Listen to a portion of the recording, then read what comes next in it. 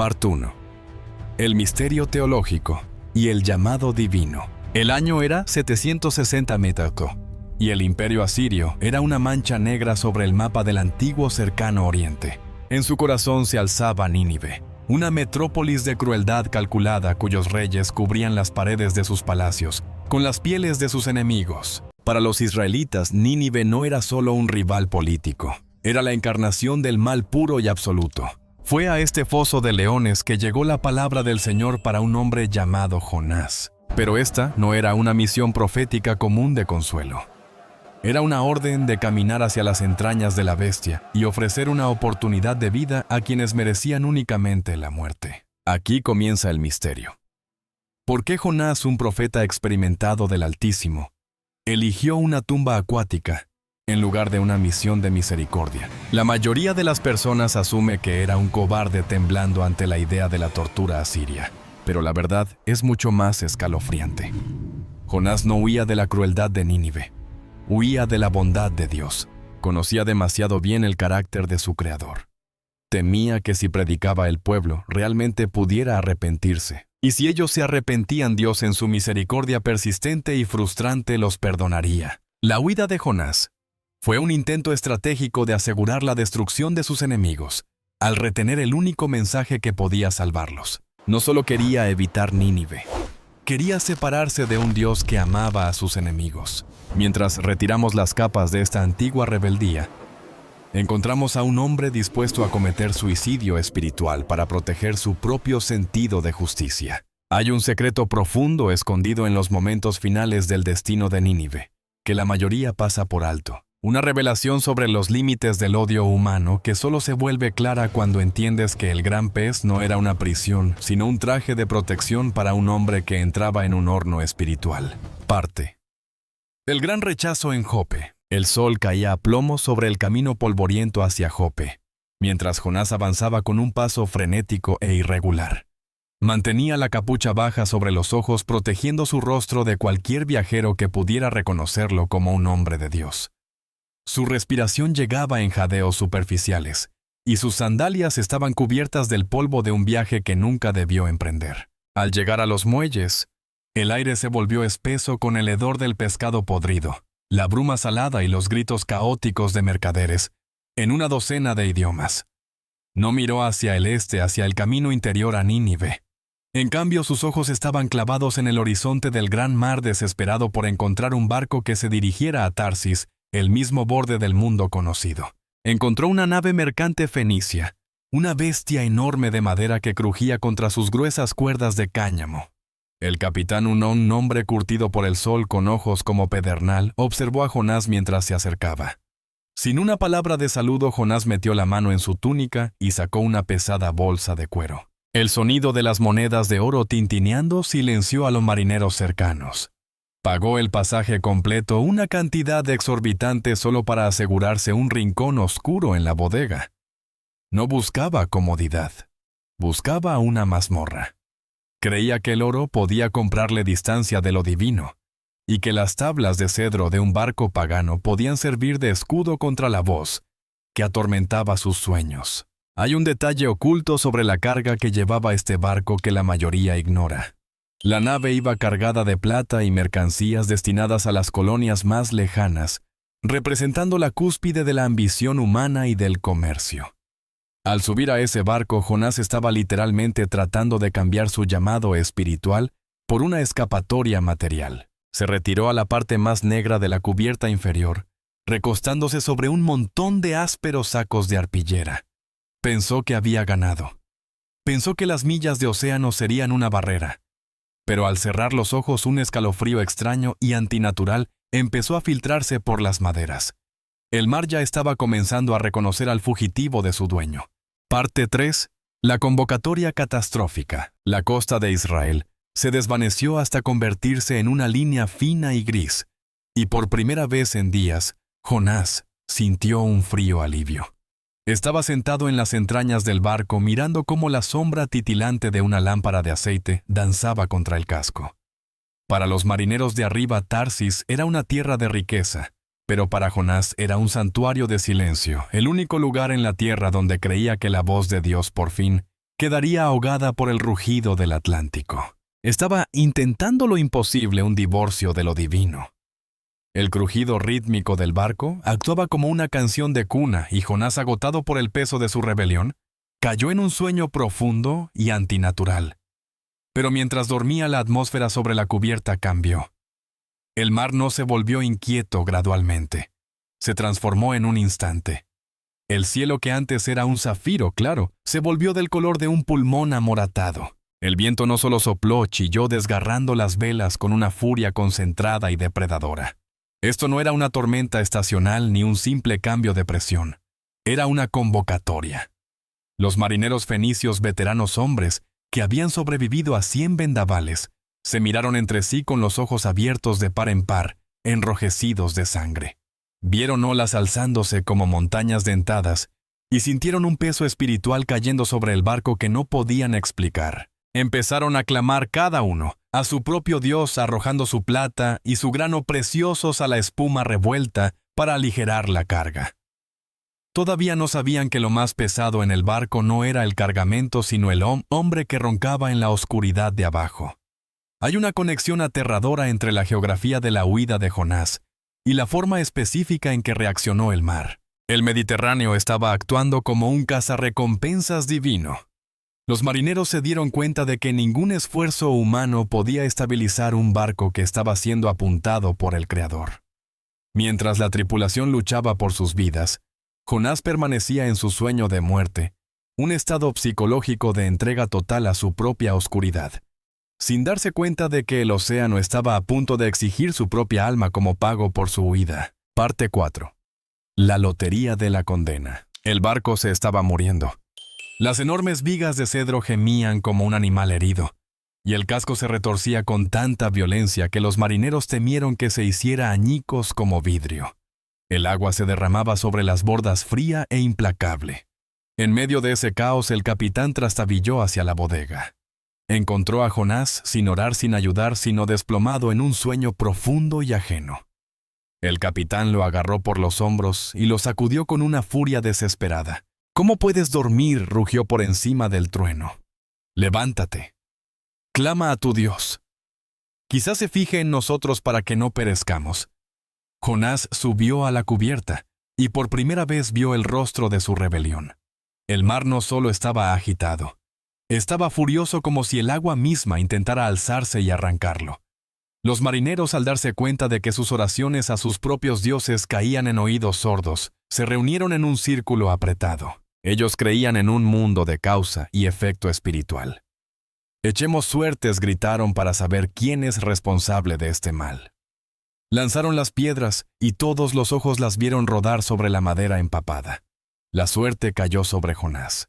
En ese instante, el profeta quedó expuesto, un fugitivo atrapado bajo el reflector de los cielos. Una ráfaga de preguntas lo golpeó. «¿Quién eres? ¿Cuál es tu oficio? ¿De dónde vienes?».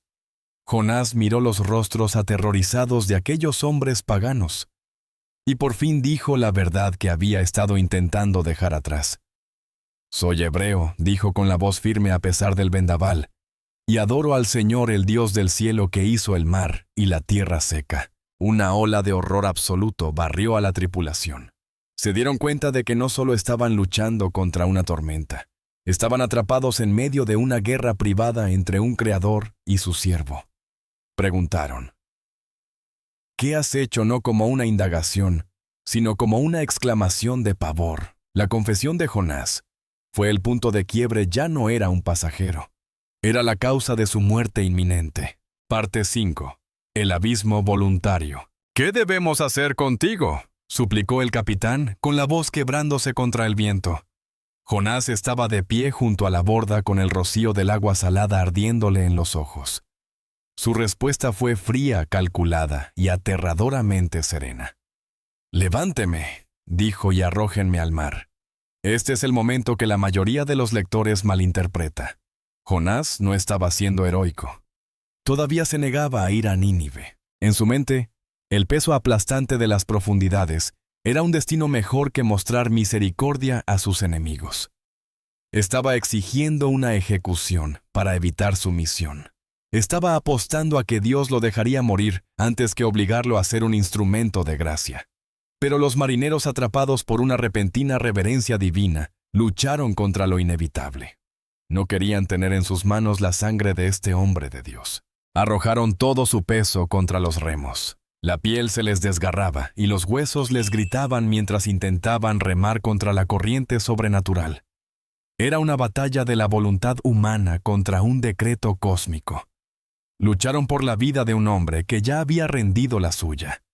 Pero el mar se alzó como una fortaleza viviente, un muro de agua de hierro, que los hizo estrellarse hacia atrás. Por fin, temblando y llorando, miraron a los cielos, pidieron perdón, y alzaron el cuerpo de Jonás por encima del borde. Cuando sus pies dejaron la madera, el mundo quedó en silencio. En el milisegundo en que Jonás tocó la superficie, el viento desapareció. Las olas se aplanaron. El rugido se detuvo.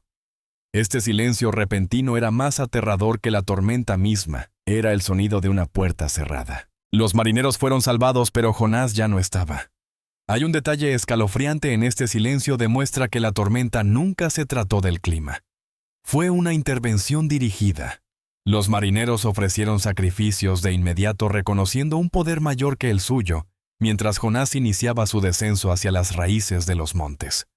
Por fin había encontrado el silencio que quería, pero era el silencio de una tumba. Parte 6. En las fauces de Leviatán. ¿Qué se siente cuando el universo por fin te alcanza? Mientras Jonás se desplomaba hacia el abismo, el Mediterráneo no solo se lo tragó, lo aplastó. Las algas marinas se le enredaron alrededor de la garganta como una soga viviente, mientras el peso de 1000 toneladas de agua negra le presionaba la caja torácica. Descendía a lo que los antiguos llamaban el vientre del Seol, un lugar donde la luz jamás ha existido. Pero justo cuando sus pulmones se preparaban para reventar una sombra, emergió de la oscuridad una sombra tan inmensa que hacía que el barco arriba pareciera un juguete. No era una criatura común. Era una anomalía biológica, un leviatán preparado para este único momento en el tiempo. La bestia no atacó. Simplemente abrió sus fauces e inhaló, en una carrera aterradora de sal y baba. Jonás fue arrastrado más allá de hileras de dientes irregulares y antiguos hacia una caverna de carne palpitante y calor ácido. Por dentro las paredes se mueven con un latido rítmico y sofocante. Jonás se sentó en una oscuridad tan espesa que podía sentirla sobre la piel, rodeado por los restos podridos de las profundidades. Estaba vivo, pero enterrado, un prisionero en un purgatorio húmedo y digestivo. Allí yacía, escuchando el rugido amortiguado del océano a través del cuero grueso de la bestia. Hay una realidad médica inquietante en esta parte de la historia. El ácido estomacal de una ballena grande o de una criatura marina está diseñado para descomponer hueso y caparazón. Durante 3 días la piel de Jonás estaba siendo blanqueada químicamente y su cabello chamuscado por esas enzimas. Esta tumba viviente fue un punto de quiebre psicológico.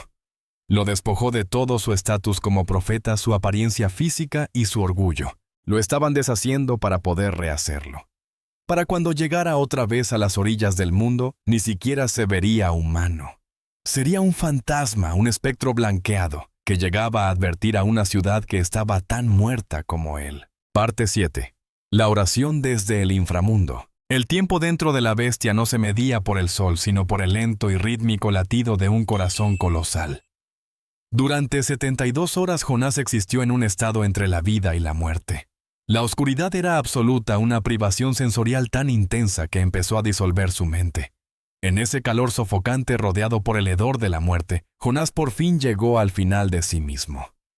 No le ofreció un trato a Dios. Ofreció un sacrificio de alabanza desde el centro de su propia destrucción. Su oración resuena con la desesperación de un hombre que se ahoga. Las aguas me rodearon. Sin embargo, has sacado mi vida de la corrupción. Se dio cuenta de que incluso en la zanja más profunda del océano, la mano del Creador no lo estaba hundiendo, sino sosteniéndolo. El pez no era un depredador. Era un bote salvavidas. Era lo único que impedía que el peso aplastante del océano lo aniquilara. Esta es la gran paradoja de la historia. Jonás encontró su libertad solo cuando estaba más encarcelado. Su orgullo no se quebró bajo la tormenta, sino bajo la comprensión de que Dios iría hasta el fondo mismo del mundo, solo para mantener una conversación con un hombre terco. El profundo peso teológico de esos 3 días estaba a punto de encontrar su resolución en una liberación violenta. Cuando Jonás terminó su oración con las palabras, «La salvación es del Señor», el interior de la bestia comenzó a estremecerse. El mandato divino se había cumplido.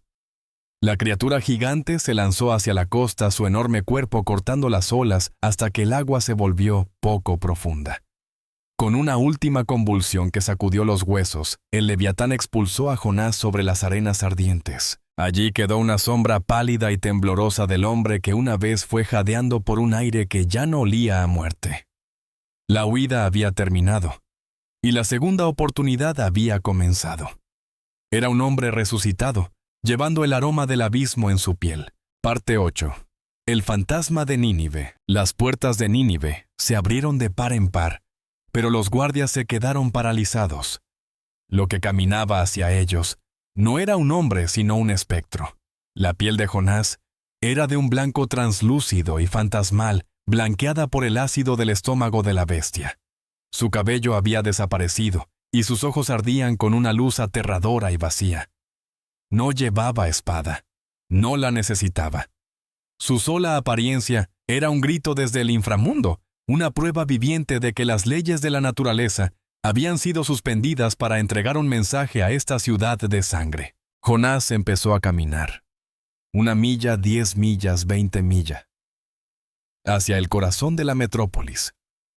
No suplicó por sus almas. No les ofreció un camino hacia la paz. Simplemente ladró 5 palabras devastadoras en hebreo.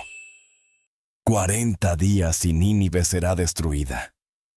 El sonido de su voz áspera y cruda por la sal de lo profundo cortó la arrogancia del imperio. A su paso el estruendo de los mercados se apagó. Los látigos de los capataces quedaron en silencio. Un temor sobrenatural descendió sobre las calles. Entonces, ocurrió lo impensable. El rey de Asiria, el hombre más poderoso de la tierra, oyó hablar del profeta blanqueado. No ordenó una ejecución. Tembló. Se levantó de su trono dorado, se arrancó la seda real y se sentó en el polvo. Salió un decreto real: ningún hombre ni bestia debía comer o beber. Toda la ciudad se volvió una tumba de vivos cubierta de silicio y ceniza, clamando por una misericordia que no merecían. El hombre que se había arrojado al mar para asegurar su destrucción se había convertido en el mismo espejo en el que por fin vieron su propia maldad. En el silencio de aquel gran ayuno, el destino de 120,000 almas pendía de un solo hilo divino. Jonás por fin había hecho su trabajo, pero su corazón seguía siendo un campo de batalla, esperando la revelación final. Parte 9. La revelación final. El juicio que Jonás exigía nunca llegó. Mientras Nínive se arrepentía en cenizas, Jonás se sentó en una colina fuera de la ciudad consumido por una ira amarga. Había sido exitoso, y aún así, se sentía derrotado. Aquí está el secreto que hemos estado siguiendo: la ira de Jonás. Al final demuestra que nunca cambió de opinión sobre Nínive, solo cambió de opinión sobre su propia supervivencia. Se sentó bajo el sol esperando que Dios todavía cambiara de parecer y hiciera llover fuego.